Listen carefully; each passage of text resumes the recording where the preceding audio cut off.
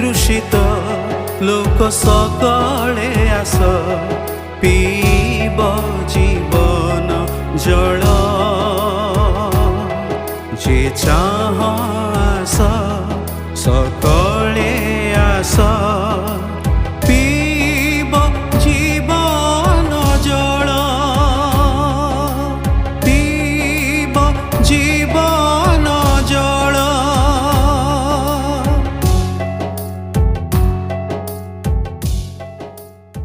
প্রিয় শ্ରୋତା ବନ୍ଧୁ, ପ୍ରଭୁ ଶ୍ରୀଖ୍ରୀଷ୍ଟଙ୍କ ସର୍ବଶ୍ରେଷ୍ଠ ନାମରେ ଆପଣଙ୍କୁ ଶୁଭେଚ୍ଛା। ପବିତ୍ର ବାଇବଲର ମାଥ୍ୟୁ ଲିଖିତ ସୁସମାଚାର 12 ଅଧ୍ୟାୟର 42 ପଦରେ ଆମମାନେ ଏହିପରି ପାଠ କରୁ, ଆଉ ଦକ୍ଷିଣ ଦେଶର ରାଣୀ ବିଚାରରେ ଏ ବର୍ତ୍ତମାନ ପୁରୁଷ ସହିତ ଉଠି ଏମାନଙ୍କୁ ଦୋଷୀ କରିବେ, କାରଣ ସେ ସଲୋମନଙ୍କ ଜ୍ଞାନର କଥା ଶୁଣିବାକୁ ପୃଥିବୀର ପ୍ରାନ୍ତରୁ ଆସିଥିଲେ। ଆଉ ଦେଖ, ସଲୋମନଙ୍କ ଅପେକ୍ଷା ମହତ୍ ବିଷୟ ଏ ସ୍ଥାନରେ ଅଛି। ବିଚାରର ଦିନ ପାପୀମାନଙ୍କ ନିମନ୍ତେ ନିରୂପିତ ହୋଇଥିଲା, ମାତ୍ର ସମଗ୍ର ମାନବ ଜାତି ନିମନ୍ତେ କ୍ରୁଶରେ ପ୍ରଭୁ ଶ୍ରୀଖ୍ରୀଷ୍ଟ ବଳିଦାନ ହେବା ଯୋଗୁଁ ବର୍ତ୍ତମାନ ଦୁଇଟି ବିଚାରର ଦିନ ରହିଅଛି। ପ୍ରଥମତଃ, ଯେତେ ଲୋକ ପ୍ରଭୁ ଶ୍ରୀଖ୍ରୀଷ୍ଟଙ୍କୁ ଗ୍ରହଣ କଲେ, ଅର୍ଥାତ୍ ଯେଉଁମାନେ ତାହାଙ୍କ ନାମରେ ବିଶ୍ୱାସ କଲେ, ସେ ସମସ୍ତଙ୍କୁ ସେ ଈଶ୍ୱରଙ୍କର ସନ୍ତାନ ହେବା ନିମନ୍ତେ ଅଧିକାର ଦେଲେ। ଈଶ୍ୱରଙ୍କର ଏହି ସନ୍ତାନମାନଙ୍କ ନିମନ୍ତେ ପୁନରୁତ୍ଥାନର ଏକ ଦିନ ନିରୂପିତ ହୋଇଅଛି, ଯାହାକୁ ରାପ୍ଚର ବା ଉର୍ଦ୍ଧ୍ୱାନ୍ତକରଣ ବୋଲି କୁହାଯାଏ। ସେମାନେ ପ୍ରଭୁ ଶ୍ରୀଖ୍ରୀଷ୍ଟଙ୍କ ବିଚାରାସନ ସମ୍ମୁଖରେ ଠିଆ ହୋଇ ନିଜର ବିଶ୍ୱାସ ନିମନ୍ତେ ତଥା ବିଶ୍ୱାସର କର୍ମ ନିମନ୍ତେ ପୁରସ୍କାର ପ୍ରାପ୍ତ ହେବେ, ପ୍ରଶଂସା ପ୍ରାପ୍ତ ହେବେ ତଥା ଗୌରବ ପ୍ରାପ୍ତ ହେବେ।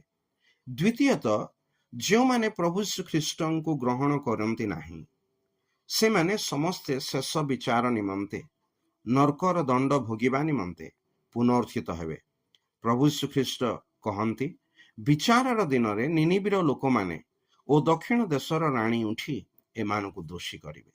ନିନିବିର ଲୋକମାନେ ଈଶ୍ୱରଙ୍କର ଆଗାମୀ ଦଣ୍ଡର ବାର୍ତ୍ତା ଶୁଣି ମନ ପରିବର୍ତ୍ତନ କଲେ, ତେଣୁ ସେମାନେ ଉଠି ଅନ୍ୟମାନଙ୍କୁ ଦୋଷୀ କରିବେ ଏବଂ କହିବେ, ଏମାନେ କାହିଁକି ଈଶ୍ୱରଙ୍କର ପୁତ୍ର ପ୍ରଭୁ ଶ୍ରୀଖ୍ରୀଷ୍ଟଙ୍କର ସୁସମାଚାର ଶ୍ରବଣ କରି ସୁଦ୍ଧା ମନ ପରିବର୍ତ୍ତନ କଲେ ନାହିଁ।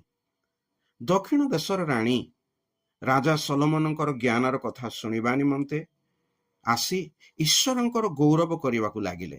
ତେଣୁ ବିଚାରର ଦିନରେ ସେ ମନୁଷ୍ୟମାନଙ୍କୁ ଦୋଷୀ କରି କହିବେ, ମହିମାମୟ ଈଶ୍ୱର ଆପଣା ଅପାର ଜ୍ଞାନରେ ପ୍ରଭୁ ଶ୍ରୀଖ୍ରୀଷ୍ଟଙ୍କର ଦ୍ୱାରା ମନୁଷ୍ୟର ପରିତ୍ରାଣର ପଥ ପ୍ରସ୍ତୁତ କଲେ।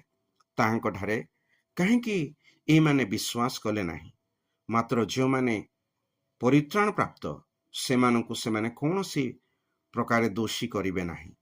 ତେବେ ଆପଣ ଈଶ୍ୱରଙ୍କର କେଉଁ ବିଚାରାସନ ସମ୍ମୁଖରେ ନିଜକୁ ଠିଆ ହେବାର ଦେଖିବାକୁ ଚାହିଁବେ?